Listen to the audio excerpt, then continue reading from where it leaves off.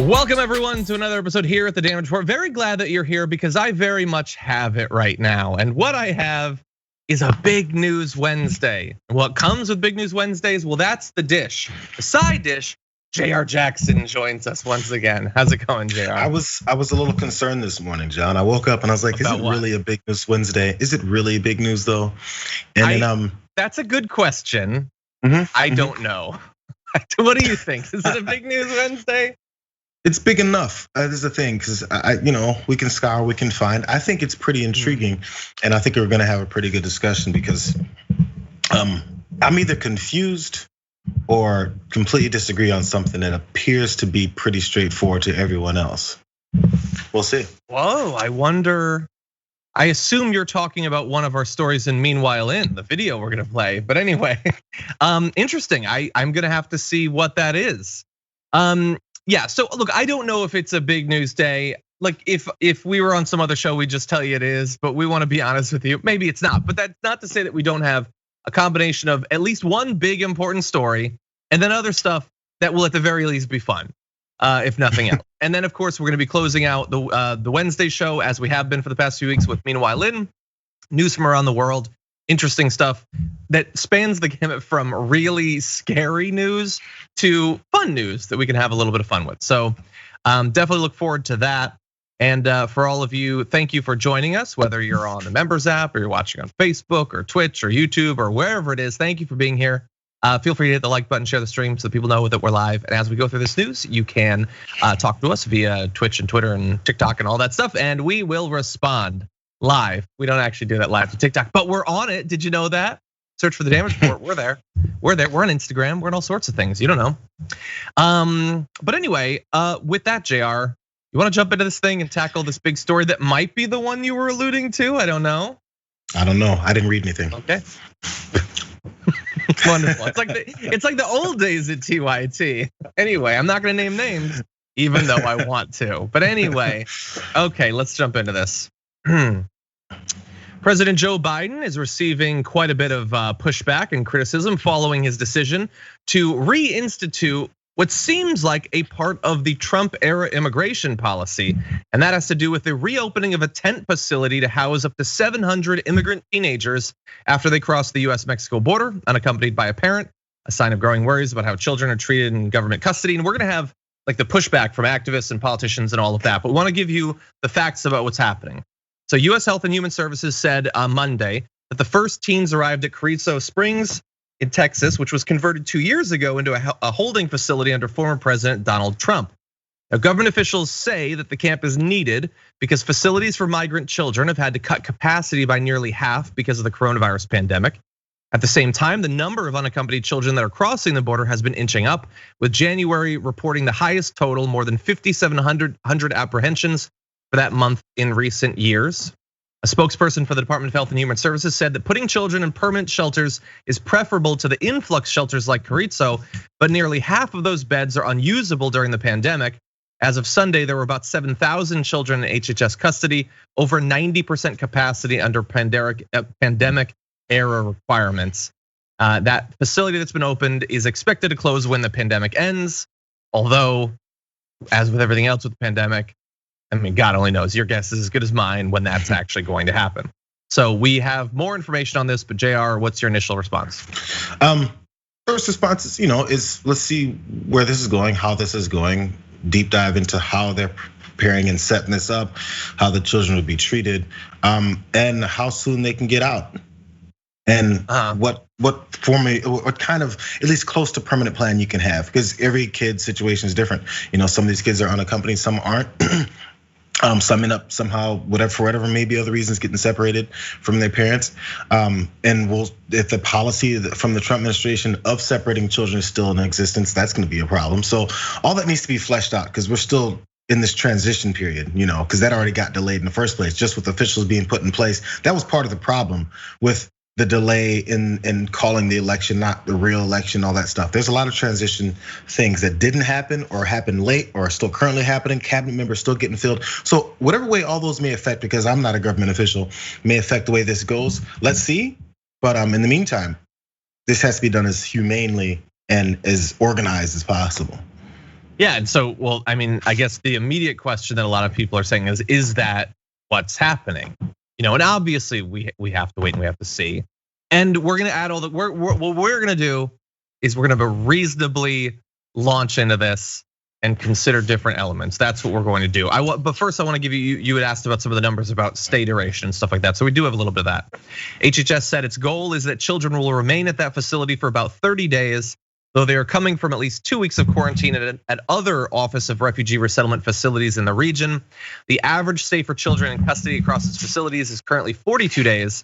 Back in 2020, migrant children spent an average of 102 days in federal government custody, which, and again, especially during a pandemic, is not where you want to be spending multiple months, because we know how the federal government has treated people in its various facilities during the pandemic. Now, again, part of the reason they're opening this up, they say, is that they have to keep capacity down at all of their other facilities, and that is to limit the spread of the pandemic.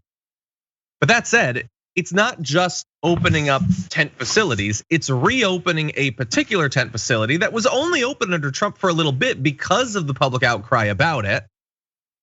And so, like, it does feel like instantly, at the very least, and probably it isn't at the very least, a bad choice in terms of the optics to restart a facility that was one of the sites of the worst immigration-related excesses of the Trump administration.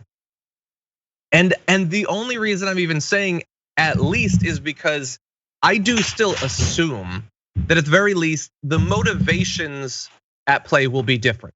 I don't think that the Biden administration will be changing a bunch of regulations to try to artificially increase the number of kids so that they can have them there, so they can send a strong signal to immigrants in other countries or potential immigrants in other countries that we are going to destroy you and your family if you come here. But that said, motivations are important, but they're not the only thing. That isn't everything. Who are the people that are gonna be staffing this? Are they going to suddenly treat these kids better than they did under Trump for some reason? Are the physical abuse and harassment and sexual assaults going to go away just because Joe Biden's president instead of Donald Trump?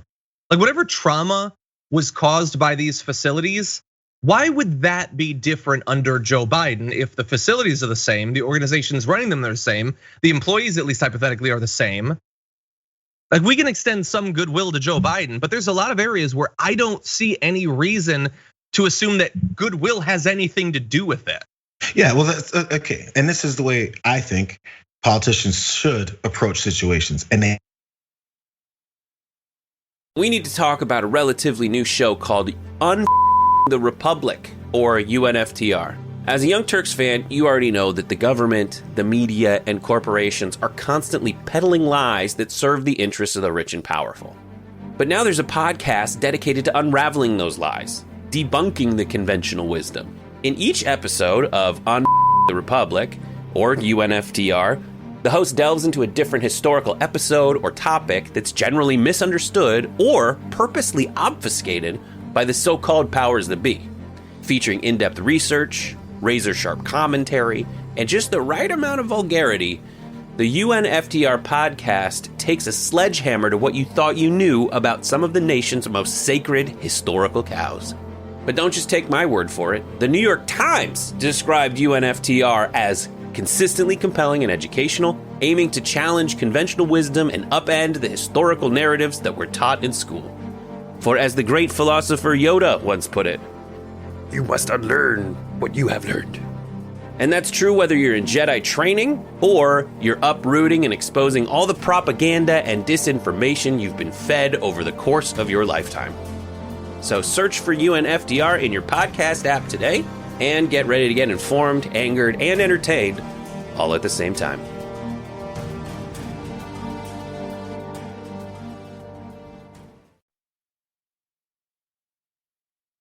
Okay, seems like we might be having, Jayar looked like he was about to disagree with me, so we cut his connection, but we're gonna send a text to him, and if he's willing to agree with me, we'll bring him back on.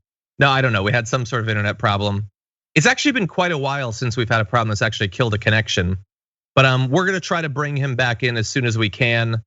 And look, I see comments. So for instance, John Biden is not Trump. No, and I totally get that. And again, I'm not saying this is exactly the same as what Trump was doing. I've already acknowledged multiple ways that it is at least an intent difference. But I am also, and this is something that I've been talking about for some time, I'm worried about people not caring about stuff like this nearly as much because it's not Trump. Partially because Biden will be better in terms of policy, but also because of the assumption that he'll be better. And that assumption is probably going to be accurate in a lot of different ways. But he's still a politician.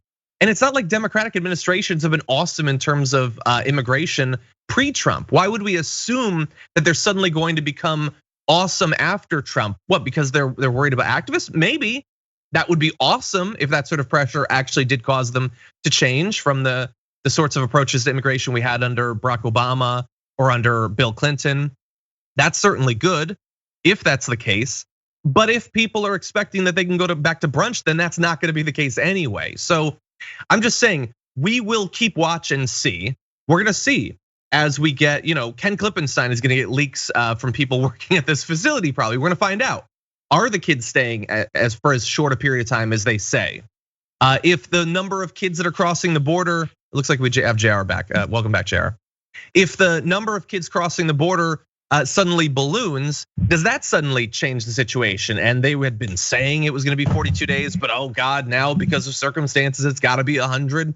These are the sorts of things that we need to be on watch for. And I don't want us to just pop back into the story in 6 months and find out that they lost a bunch more kids. And there's been a whole raft of sexual assaults and things like that. I want us to immediately send a signal to the Biden administration that we have no interest in going back to the policies of the Trump administration, that we're not cool with kids being traumatized and victimized and all of that. So that's why I think it's very important that we make clear what we think about this topic immediately to set the stage for the rest of the Biden term when it comes to immigration.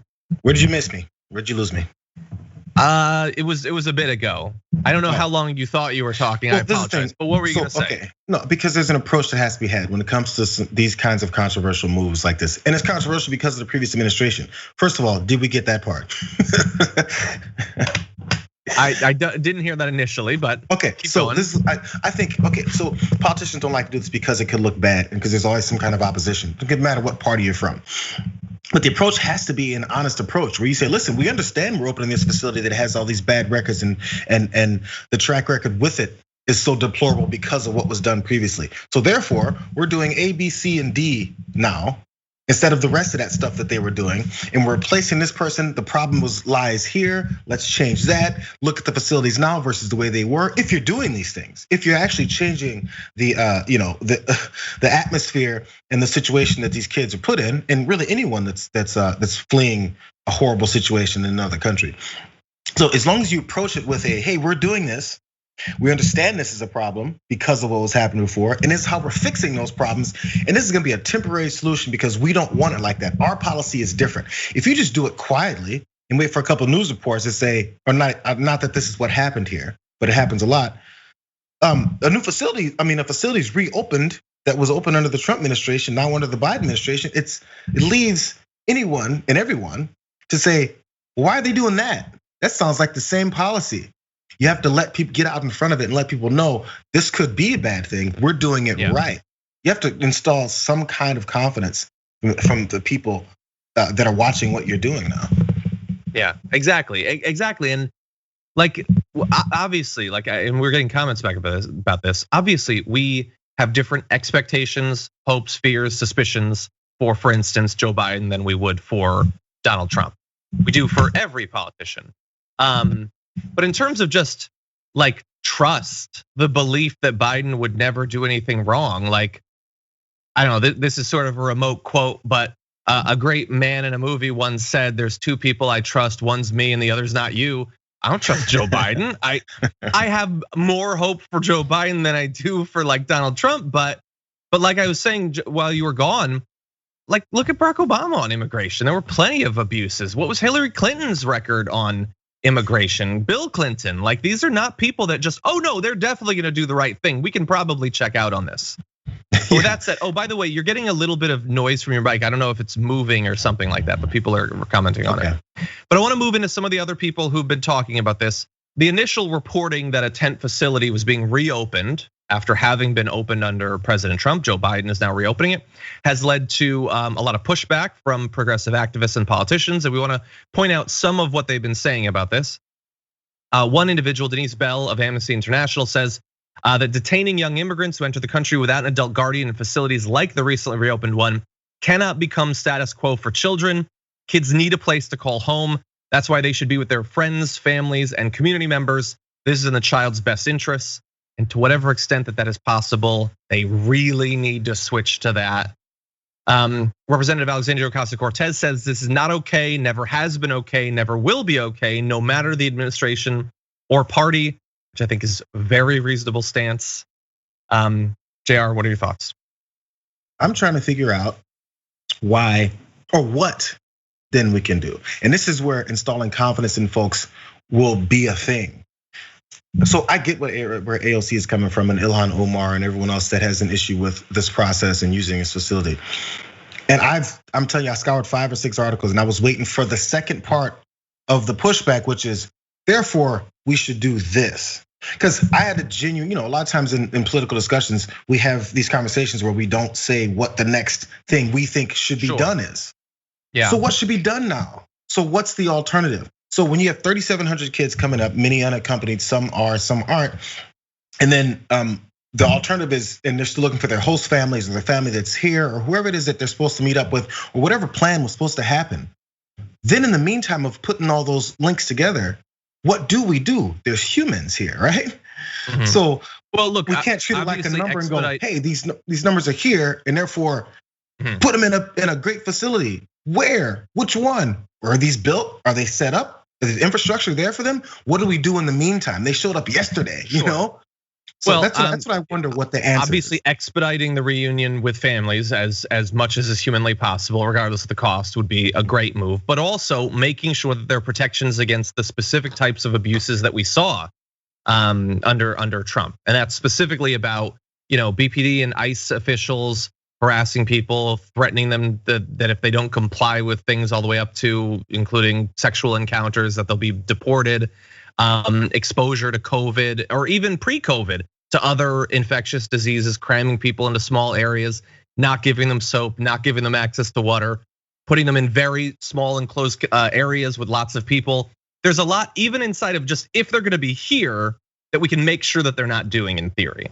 But I get what you're saying. They can't magically snap their fingers and conjure up facilities, but we also have to see what is the prioritization? How fast are they going to resolve the situation and all that? How much money are they gonna put in? Are they going to be farming it out to private companies that are gonna be charging exorbitant fees, which was a big problem with that particular facility back under Trump. They were charging something like $775 per day per kid, as if the kids were in some sort of luxury hotel when very much they were not. So you're 100% right. Those are just a few of the things off the top of my head that we should be focused on. I'm seeing tweets about no more kids in cages. I was like, oh, they're caging kids again under Biden. This needs to be talked about. And then at least the presentation of this facility is not that. I don't know if they're lying because I'm not there, but the presentation of the facility is not the same as what we had seen previous to this. Maybe at least for a specific facility. Maybe there's another one, they're still caging kids and having them sleep under foil, like we saw those images up. So it's a matter of whether or not they're doing it the right way and letting people know that they're doing it the right way. But on the flip side, just saying, back to kids in cages, what are you guys doing? We need to have a permanent solution. Yeah, permanent solutions don't come in 12 hours. They just don't. So in the meantime, people are still living and breathing for 12 hours. Those 12 hours, we haven't figured it out yet. That apparently we're expected to have this all figured out in. So what do we do in the meantime? I'm okay with criticism and pushback, especially from folks who know what they're talking about. After knowing what you're talking about, tell us the rest of what you're talking about. Yeah. Therefore, we should do this. Yes, eliminate the private prison groups that are working with. Yes, eliminate the way ICE abuses and takes advantage of humans that are in a dire situation. Get rid of all that stuff. Reform it. But then to say, as we're trying to reform it, it's the same thing. Tell me why and then what we should do instead. Well, here are a few more things. Representative Alexandria Ocasio-Cortez in her continued tweet thread said, "It's only 2 months into this administration and our fraught, unjust immigration system will not transform in that time. That's why bold reimagination is so important." And obviously she's saying don't try to do this in 12 hours, but she's saying DHS shouldn't exist, agencies should be reorganized, ICE gotta go, ban for-profit detention, create climate refugee status and more. Those, and I'm sure she's got a lot more than she can throw onto those. And that's beyond just the status or current conditions of one facility, but there are a lot of broader things we can do that not only will help this current situation we're in, but make us ready for the next surge in people crossing the border. We're always so shocked when the numbers go up, as if it's never happened before. Who could have possibly seen it coming? That after the pandemic gets a little bit less bad, more people might start crossing. So, but your concerns are totally right, and it's a lot easier to just say this thing sucks than what we should do about it. I agree with you there. And I'm sorry, my last thought is the difference is also during the Trump administration, they would explicitly say this policy is in place to separate children because we want to punish. It's a punitive thing. It's a deterrent. That was the plan from the beginning. That is the motivation behind your actions means a lot. So if there's still aspects of what you're trying to transition from available, get rid of it. Or if they're still active, get rid of those things. Tell people you're getting rid of it. Tell them why it's taking you a week to get rid of it instead of a day. There's nothing wrong with transparency when it comes to something this important. Honestly, with anything, gotta be honest. But just get out there and then. So the anger at the Trump administration for doing what they were doing is because they told us they're out for nefarious reasons. It's the same idea. They were bold in talking about how horrible they're gonna be. Be bold in talking about how humane you're gonna be and how you're gonna make this an accommodating thing that's gonna actually work. Just talk, just get it out there. And for people who jump on it and say it's back to the same other thing, tell me why. Tell me that it's exactly the same first. And number two, tell me how we're gonna do it differently. That's all. I'm sorry, I feel like I'm repeating myself. I'm done. That's okay. That's okay. We're allowed to. We fill a lot of time. And we talk about the same topics quite often. We've talked about immigration many times. Sean Hannity is just complaining about everything Biden's doing these days, including spending money so that people get vaccinated and know about the process. He has a problem with that, among other things, as you'll see. We'll have to see. Biden's Interior nominee failed to report casino income on congressional ethics reports. So, but what are they really? This is all about spending. This is all about the new Green Deal. This is all about redistribution. This is what this, and by the way, and a lot of it now is you look at where the monies are going. This is the predicate. This is the beginning of the spending. You look at the items inside this: federal minimum wage increase, animal. They're going to spend money, $300 million for animal COVID studies. Socially disadvantaged farmers and ranchers. As we look at what's in there, student loan outreach, probably forgiveness, money for the National Endowment for Arts, National Endowment for the Humanities. That's back. The Institute of Museum and Library Services, $200 million. Vaccine information. What does that mean, vaccine information? It's everywhere, the information. All you need to do is hit Google. It's free. You don't have, just tell everyone to Google it. Dr. Google will tell you anything you need. And you can go to the official CDC website. So we're going to have to watch all of this. Well, this is going to be a full-time job, getting to the bottom of what this is, the transformation that we warned would happen. You didn't just get to the bottom of anything. You listed spending items, which is fine. That's a part of your actual full-time job because you're supposed to be like on the news and stuff. That's not getting to the bottom of anything. That's literally getting to the top. That's what the top is. So anyway, Jayar, I got a lot of thoughts. What are your thoughts about Sean Hannity there? You don't have to have any details. He said spending on vaccine information. Dr. Google. What are you supposed to, do you want information or not? So you go to Google instead, in a YouTube video to talk about this rather than people actually researching and spending money to use professionals, maybe people who know what they're talking about to do this. What was the other part? animal studies. I can't believe we're doing animal studies on this. Well, a lot of people have animals, and also I think they said it originated from an animal. I'm still confused on that, but wait, Jayar, I mean, what does that have to do with anything? The fact that this disease, as well as affiliated other coronaviruses, jumped from non-human species to us. Why would you spend money on looking into animals? $300 million to potentially not have another pandemic? Yes, please. That sounds pretty good.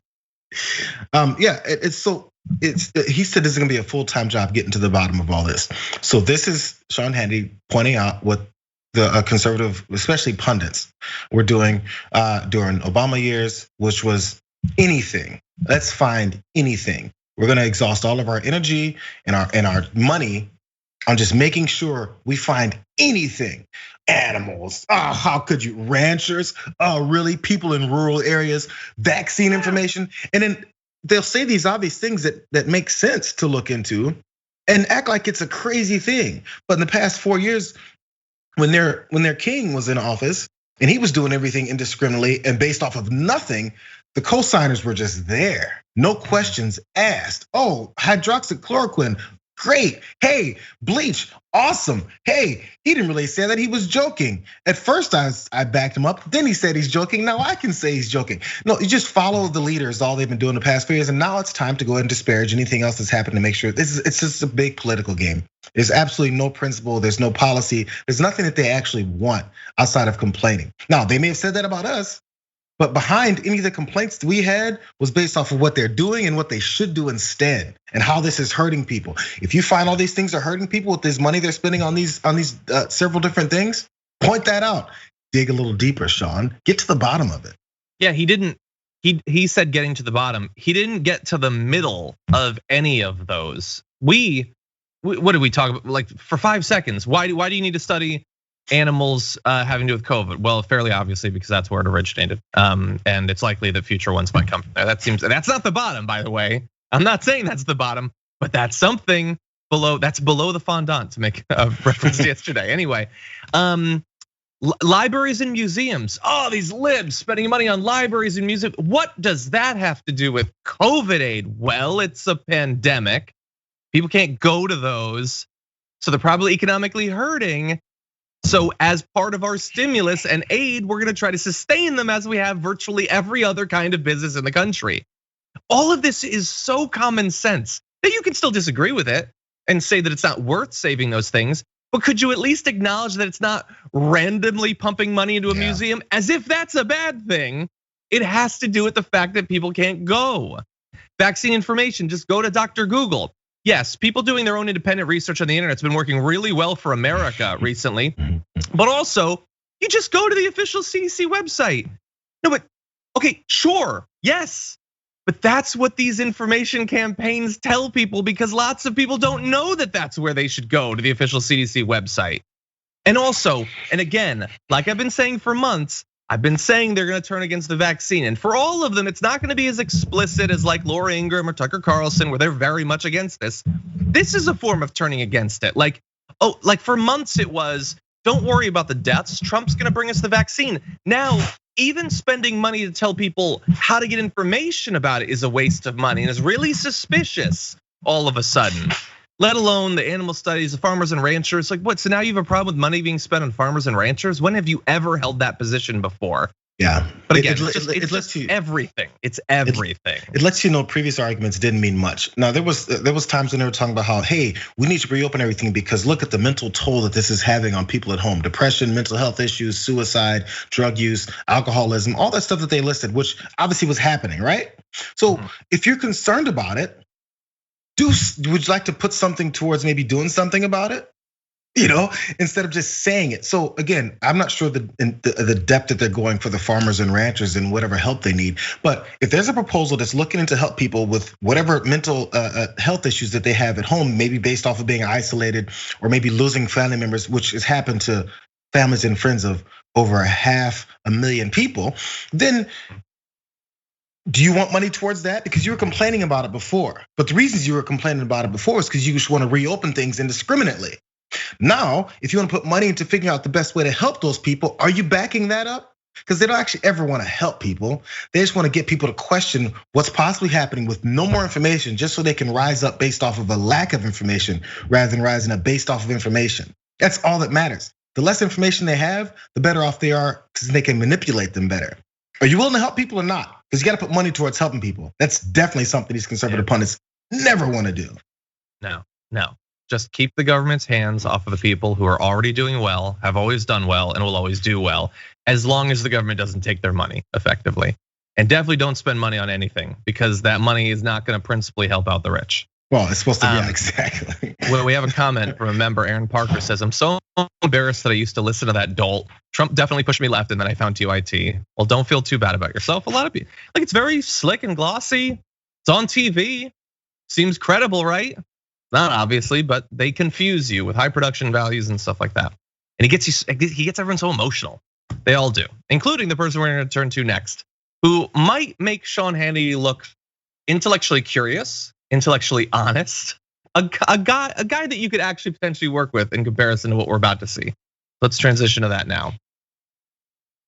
For the past couple of months, Tucker Carlson's show has effectively just been, don't worry about blank. White supremacists in the Capitol, that's not a thing, even though it's very much a thing. QAnon, why are people worried about this? I'm not saying it's true, I'm just saying no one should ever doubt it whatsoever. That has been a common thread for literally weeks, leading up to what I hope is the peak of it, this video. So it's worth finding out where the public is getting all this false information, this disinformation, as we'll call it. So we checked. We spent all day trying to locate the famous QAnon, which in the end we learned is not even a website. If it's out there, we could not find it. Then we checked Marjorie Taylor Greene's Twitter feed because we have heard she traffics in disinformation, seen and told us, but nothing there. Edwin, who I love, sent this to me, and I just thought, I hate my life and I hate Edwin for giving me this clip, because that, what are we supposed to do, Jayar?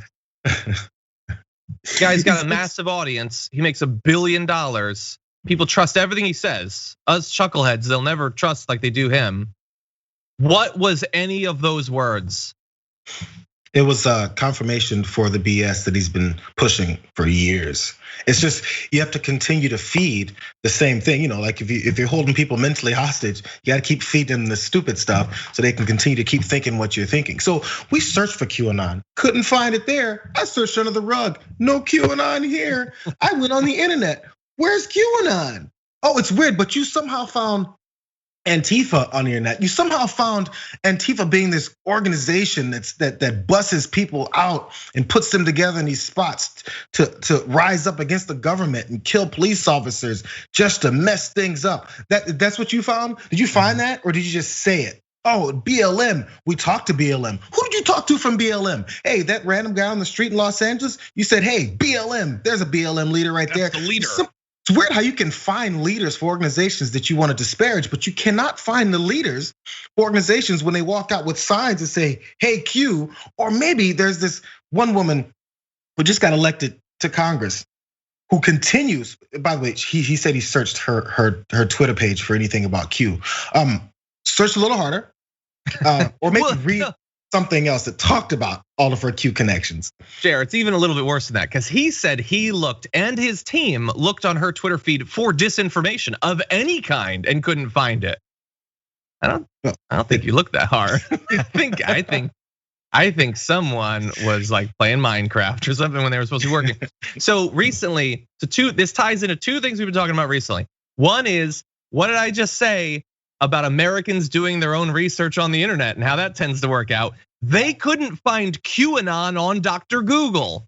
And then also, we've been saying, why does Tucker Carlson constantly ask these rhetorical questions that there are very much answers for when he has a massive production team? Now we know the answer, because they don't know what they're doing. They think, I want to take a live view of them doing research. Okay, gotta find QAnon. www.qanon.com. There's nothing. That's not how it works, you idiot. But of course, all of this is pointless because he knows that. He knows it's not QAnon.com. He's not even like, Jerry, you were like, he's trying to find the leadership. He said he can't find anything. So Like there is a significant chunk of his population that was watching that clip that believes in QAnon, and we're like, yeah, Tucker, that's good. You couldn't find it. That's good. I believe it's totally true. They're eating faces, but that's good. And he knows that his fans believe in it, but it doesn't exist. It's nowhere. It's nothing. All the people with the Qs at the Capitol, it's totally made up, doesn't actually exist. All the different forums and accounts on Instagram and YouTube accounts making their long videos and all the conspiratorial stuff and the hundreds long Twitter or threads on like 4chan and 8chan looking into the breadcrumbs and all that. No, he searched for QAnon.net and didn't find it, so we're good. We're done. And he is one of the most followed people in media in the entire country, spinning a web of obvious lies that he doesn't believe. It's not even really trying anymore. That's a pretty obvious clip right there. Anybody who was watching had to be like, oh, this is you could, I would have given him not even a pass, but I would have understood it if this was posed as a, I'm just gonna have this sarcastic, snarky segment really fast to let my viewers laugh a little bit, because this is not serious at all. That's what it sounds like. And you maybe have left going, well, they laughed at the end of this, right? I hope maybe I should go back and watch it. Maybe they laughed at the end of it. Maybe it was a joke, because that's definitely what it sounded like. And John, I've blown the lid off of this whole thing. I just searched, website, TrumpInsurrectionists.com. I didn't get anything, so therefore there was no Trump insurrectionists. There was no January 6th. In fact, January skipped from January 5th straight to January 7th. There was no such thing as January 6th because TrumpInsurrectionists.com didn't come up with anything. I searched high and low. I checked everywhere. Can't find it. It doesn't exist. Did you know that? This is a hard thing. Jayar. Oh man. I just searched for January6th.com. And it's a very weird, I'm actually clicking on it. Don't do it, bro. It's not about politics at all. Oh my God, we're breaking news, everyone. No, this is just such BS, and he knows it, and we know it, and you know it. And it feels so pointless, and yet he is so influential. So like, what are we supposed to do? It's just all so fake. His show is just like there were groups that attacked the Capitol trying to murder politicians, and his only coverage of it for more than a month and a half is, oh, don't listen to the FBI and the Capitol Police when they tell you about the links to the different militia groups and the hate groups and neo-Nazi groups, or the over 200 people that have been arrested with known links to these organizations. None of that's true. Like, it is exactly the same thing on a different scale as if after 9/11 you just did 2 months of no, it had nothing to do with Al Qaeda, had nothing to do with bin Laden. Like, if a major news show that was their only approach to an attack against our country was saying it didn't happen, none of the people they say was involved were involved, and yet he's been doing that, and it's barely a topic. This guy who gets millions of viewers, who is not just has his show on Fox, which would be bad enough considering its viewership, but Fox is giving more and more of the control over their programming to him in particular, and tens of millions of Americans watch that programming. This is a serious thing. It's not serious, it's laughable, but it's serious beyond that. That's the MO. That's what it works. As you said, he eliminates everything. There's no such thing. You mentioned this. There's no such thing as white supremacy. There's no such thing as QAnon. He said that a few times. There's just no such thing as anything that actually makes us look like exactly who we are. If it's a bad thing, it doesn't exist. It sounds like a 6-year-old's argument when he gets caught. Hey, Jimmy, I see you sneaking in the cookies. There's no cookies. What cookies, Mom? As crumbs fall off his face. This is what we're working. This is the disagreements we have. Except little Jimmy has a nightly show on cable news and has millions of people watching him. That's the only difference. And everyone's listening to him going, well, Jimmy said there's no cookies. Yeah, Keltec says maybe they should have searched for the internet hacker known as 4chan. We couldn't find him. I just searched frozenwindmills.com. Nothing. I've blown this whole thing wide open.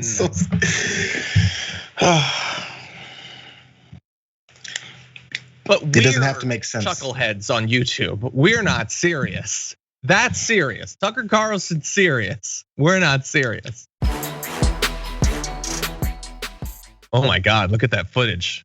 Well, you can probably tell from that footage, we're talking about gender reveal parties because they are the absolute worst, even when they succeed without killing someone. But unfortunately, all too often, it does result in injury or death when people do this thing that I hope is just an American thing.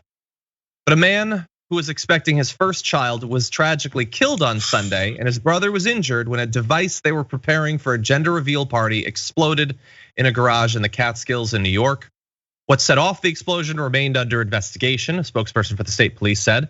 The device consisted of some kind of pipe that was intended to be used at a gender reveal party, but the nature of its explosive material was not yet known. The oldest of the brothers said that it was the freakiest of freak accidents that I could ever imagine, that we didn't know what had set off the explosion. But look, it's obviously a tragedy, losing anyone.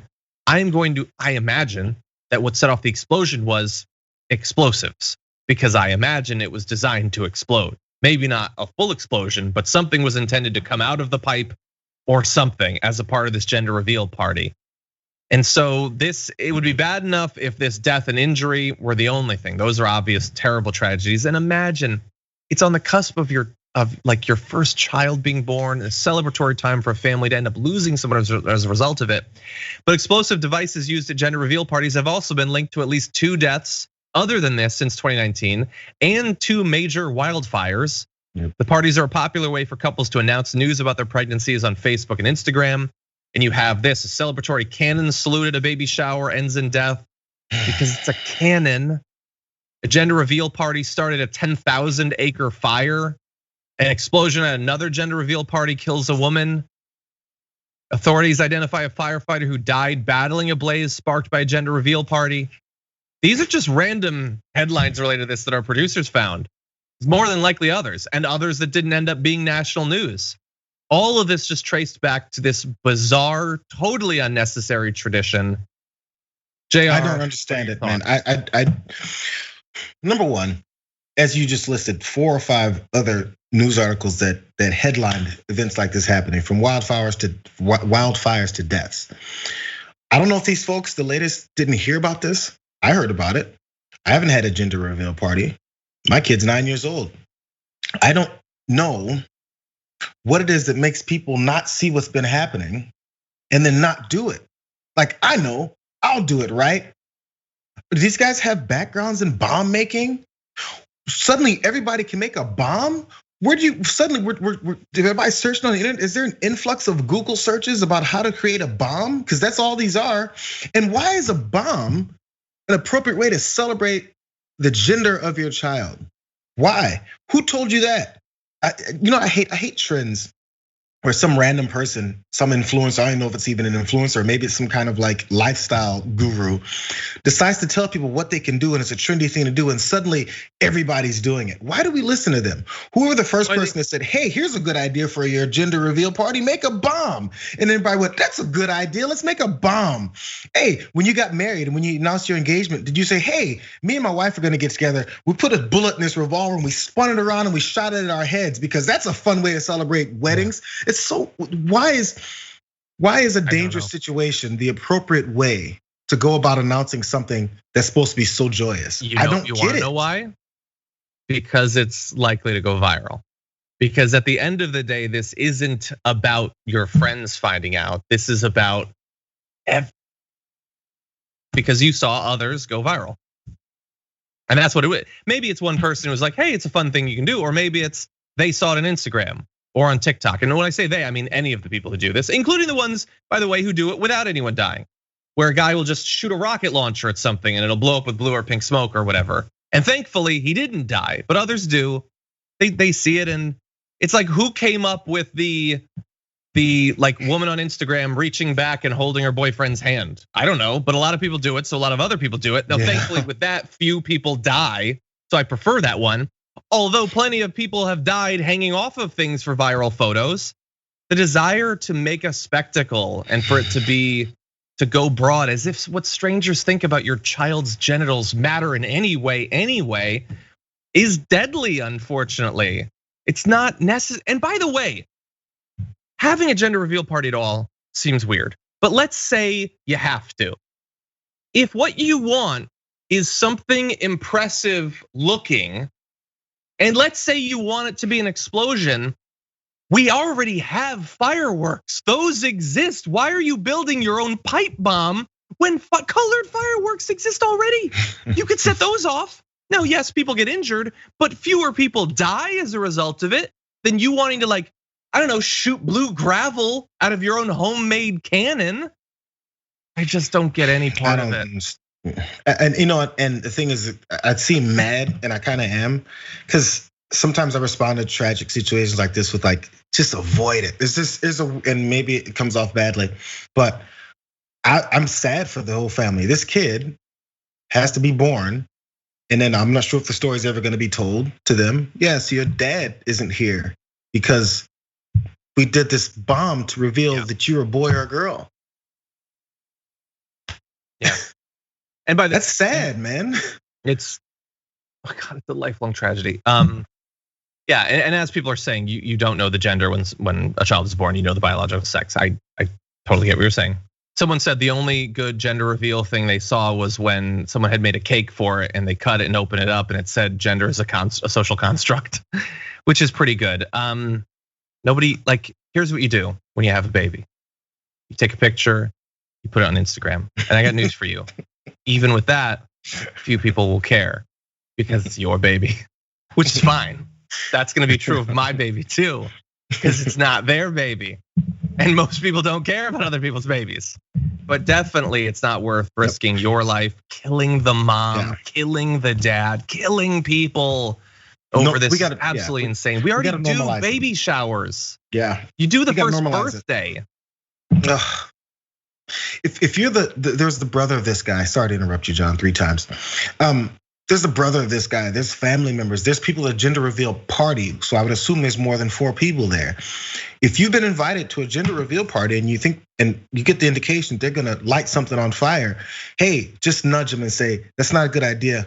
Maybe you shouldn't do it. Remember those 25 other news stories where people died? Hey, let's just not do it, you guys.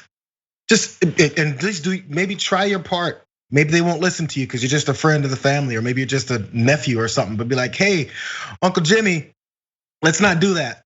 That's a bomb. You put pipes in there. I don't know. Yeah. Anyway, it's just so needless. It's time for news from around the world. And meanwhile, in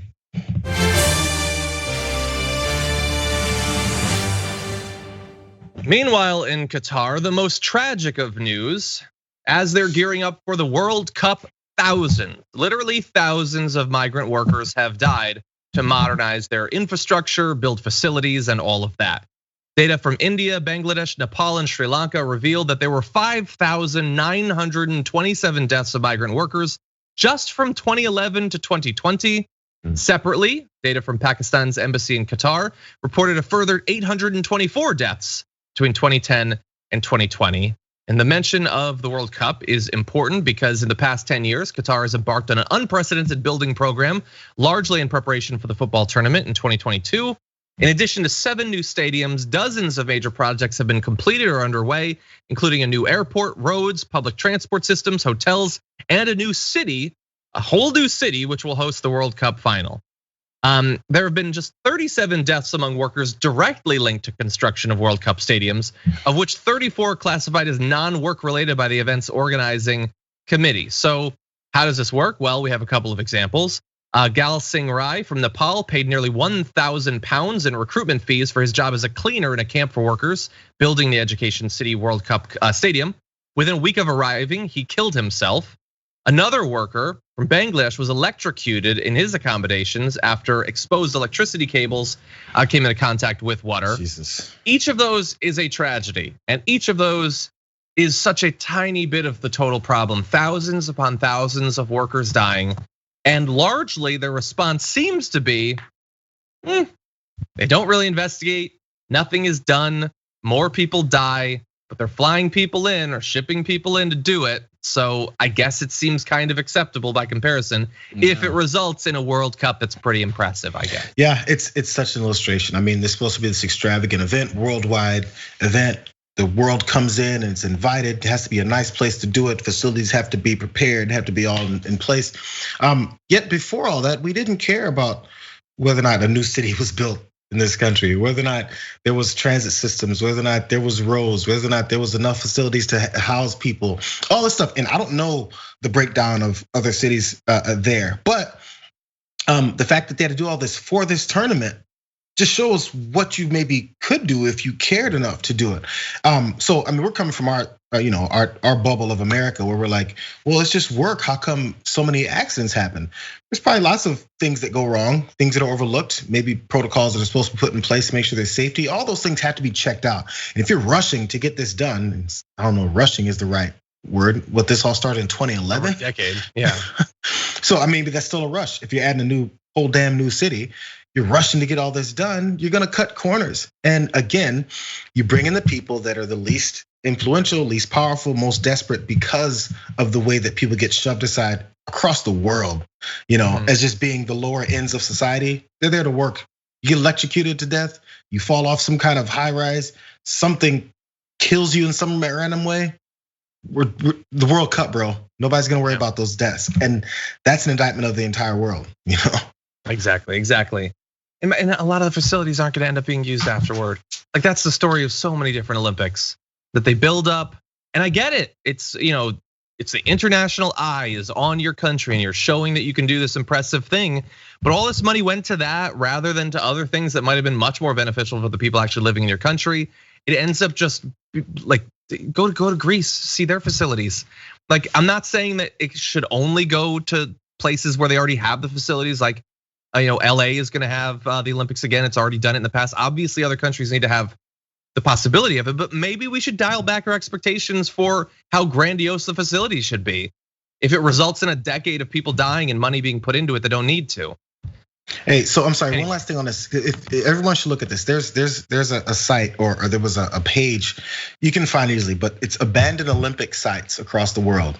Yeah. And it shows pictures of what these places look like after they've been built up and used extravagantly, and then there's no other use for them. It's like ghost towns and zombie areas. You can film movies in these areas and make it a scary movie every time. Exactly. So this is what happens in a lot of these places. Not everyone, but in a lot of these places. Look that up and look at how devastating that is and how much money we put to it and now death we put towards it. Exactly. Meanwhile, in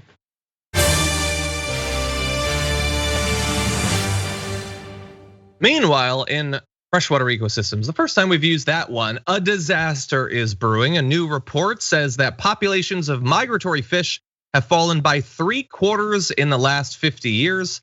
Over the same time period, populations of larger species known as megafish have crashed by 94%. And as of right now, 1/3 of all freshwater fish across the face of the earth now face extinction. In fact, they've identified 80 species that have already gone extinct. 16 whole species of freshwater fish went extinct just in 2020 alone. And so how does this work in practice? So in the UK, for instance, the sturgeon and the burbot have vanished. Salmon are disappearing and the European eel remains critically endangered. So that's in the UK, but this is a problem the world over. It's being driven by the poor state of rivers, mostly as a result of pollution, dams, and sewage. And why is this a problem? Well, I think fairly obvious a problem for a lot of reasons, these species as well. So we're focusing on freshwater fish now, but we've talked about animal species broadly, bees, all of this. They all seem to be doing really poorly. Maybe it's something we should look into, but this in particular is a problem because, for instance, about 200 million people across Asia, Africa, and South America rely on freshwater fishers for their main source of protein. And about 1/3 of those people also rely on them for their jobs and livelihoods. And so as those species are devastated and go extinct, you potentially have literally hundreds of millions of people who are gonna lose access to one of the main sources of their protein intake. That is a devastation waiting for us in the near future. I think we lost your mic input. No, yeah. So this is a climate change issue. I mean, have we tracked back to where this is happening directly? So climate is definitely a component of it, but also pollution, rivers being stopped up for dams. There's a number of different things that are part of this. Climate is certainly one of them. And I'm sure this isn't the first time this has been pointed out. Have we ignored it to the point now where it's 1 in every 3 fish is now in this issue? He's under threat of extinction. Yes. I don't have much faith that this is going to change, that anything's going to switch off this. If you can see this happening, and it's not the first time I'm sure anyone's reported this type of phenomenon, they can go, 1 in 3, that means 2 out of 3 are still around. Good job. I'm telling you, that's the way a lot of minds will work.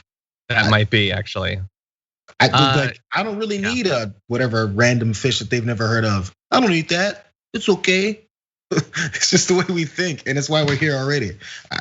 Reversing people's mindsets on how our ecosystem and everything works and what's needed is an impossibility. Sorry. Maybe, or at least it's certainly a fight. People who. It's worth having. I don't mean to be that negative. No, it's worth having the conversation. Well, let's see. Let's see how many people watch a video on YouTube that's talking about freshwater fish to give you an idea of people's concern about it. But then also people who do care about this are considered kooks in some way, or about animals broadly. Like we did a story a year or two ago about the fall of different insect species.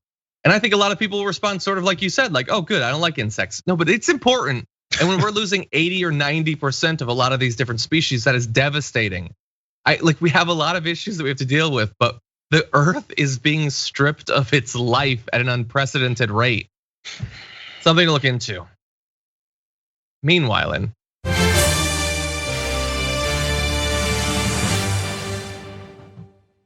in Karachi, in Pakistan, they have this new armed rollerblading unit that's been deployed by their police to curb theft and harassment on the city's teeming streets. This is an interesting story no matter what, but we've got video.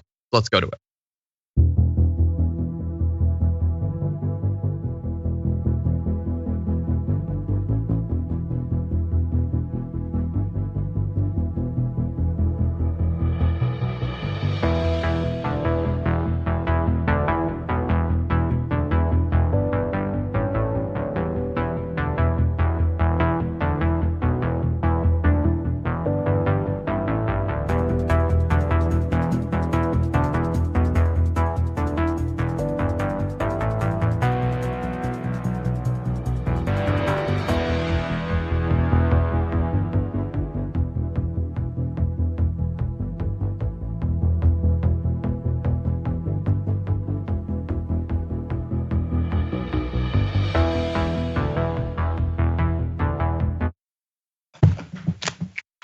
Okay, so yeah, I don't know if you could tell, but Jayar was having some fun with that. And I think it's safe to say that that video, which has gone viral around the world, has resulted in not a positive reaction towards the move. A lot of people seem to think it's kind of funny. Jayar, are you one of those people? Do you think this is some kind of joke? I think this is very serious. It's a great innovative. I mean, he jumped a motorcycle. I can't do that on my rollerblade. Kinda. I mean, it was like the legs kind of went. You gotta jump it, bro. Give me some air. Get up. What do you want to do? A front flip on rollerblades? He got over it. 2 things. I watch a lot of fail videos, and my brain could not wait for someone to fall badly. It's just how I am. I don't know. I'm a child. I never left 16 years old when it comes to watching things like that. So hey, any failed videos of cops on rollerblades, send them. But number 2, if you're trying to get away from them and they're drunk, this is the part I was expecting something to go wrong. I was like, somebody's gonna eat it. It looks like it would, yeah. That would, no, damn it. Anyway, no, okay, so here, you have a crew of cops on rollerblades and they can move kind of quickly. You're not getting away. That's scary. He's like, stop there. You're like, I can't outrun these guys. They got wheels. This is unfair. So I get that idea, and maybe it's a cheaper way to go. We already have cops on bikes and stuff like that, but they're not drawing guns as they do it. So there's an extra layer. Yeah, biggest issue is I do not want a cop on rollerblades shooting a gun. That seems like a really bad, or like tripping with the gun and saying that's not a good call. And by the way, before we get back to the fun, let's just briefly mention. These are still police officers, and you'll be shocked to find out that there is police brutality in Karachi in Pakistan. So it's fun and games with it, but let's bear in mind these are still cops and they've tortured people and murdered people needlessly and stuff like that. But anyway, back to the fun. I I don't hate it. I don't think it's as ridiculous as everyone says. It looks a bit silly when you put the music and they're like weaving out. It gives me like vibes of, there was some movie where they were doing that. I don't remember what it wasn't Dodgeball, but it was something like that. So don't do that. But it sort of makes sense for catching up with people. Like there's a lot of people on motorcycles, but I will say on the road, sure, you're gonna be a lot faster than people. That's pretty good. But it seems like a problem where it's like pursuing suspect. He's gone 10 feet into the forest. Calling off pursuit, or like he's in a bit of light sand. We lost him. So that's officer down. I'm attempting to chase him into the sand. Okay, that's ridiculous. Oh, it's so awesome. By the way, anyone who's a former roller derby champion or former street hockey player can sign up immediately. If you get a team of actual guys who can skate like street hockey guys can, that's a devastating team of cops, because you're not escaping. They're good. Yeah. Okay, I don't know if we could do this on Twitch, but like, because we only have a few minutes. But can we do a poll? Are you pro or con the roller cop? Because I get that, like. Yeah, I think that's actually correct. Everybody thinks this is ridiculous. I think, is it more or less ridiculous than a cop on a horse?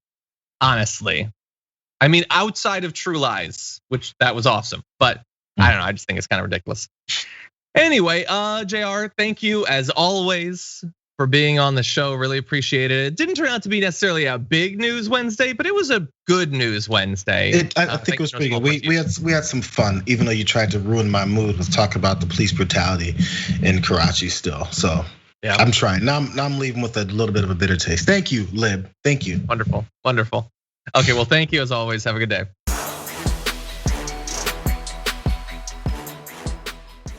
Thanks for listening to the full episode of The Damage Report. Support our work, listen ad-free, access members-only bonus content, and more by subscribing to Apple Podcasts at apple.co/TYT. I'm your host, John Adarola. I'll see you soon.